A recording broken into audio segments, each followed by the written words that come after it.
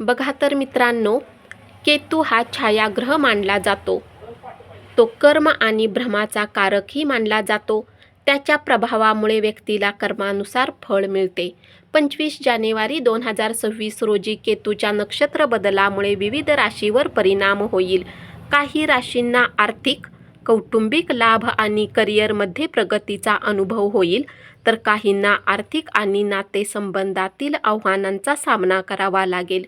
25 जानेवारी 2026 रोजी केतूच्या नक्षत्र बदलामुळे विविध राशींना मिश्र परिणाम मिळतील. केतूच्या प्रभावाने करिअरमध्ये अडथळे, कुटुंब आणि नातेसंबंधामध्ये संघर्ष, मानसिक ताण आणि आत्मविश्वासाचा अभाव निर्माण होऊ शकतो. केतूचे संक्रमण हे काही राशींना आर्थिक, कौटुंबिक आणि करिअरमध्ये लाभ देईल, तर काही राशींना सावधगिरी बाळगावी लागेल. यामध्ये मेष राशीच्या लोकांना केतूचे संक्रमण 5व्या घरामध्ये होईल. याचा परिणाम मुलांशी आणि त्यांच्या शिक्षणाशी संबंधित राहील. या लोकांना घरगुती कलह आणि मानसिक अस्थिरतेचा सामना करावा लागू शकतो. संघर्षामुळे मन अस्वस्थ राहू शकते. आर्थिक लाभ कमी आणि खर्च जास्त असू शकतात. वृषभ राशीच्या लोकांना केतूचे संक्रमण 4थ्या घरात राहील. यामुळे घर, कुटुंब, मालमत्तेशी संबंधित समस्या उद्भवू शकतात.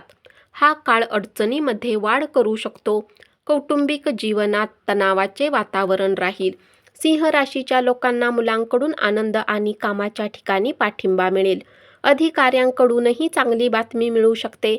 तसेच वृश्चिक राशीच्या लोकांसाठी सकारात्मक परिणाम मिळतील. आर्थिक स्थिती मजबूत होईल. व्यवसायात नफा मिळण्याची संधी मिळेल.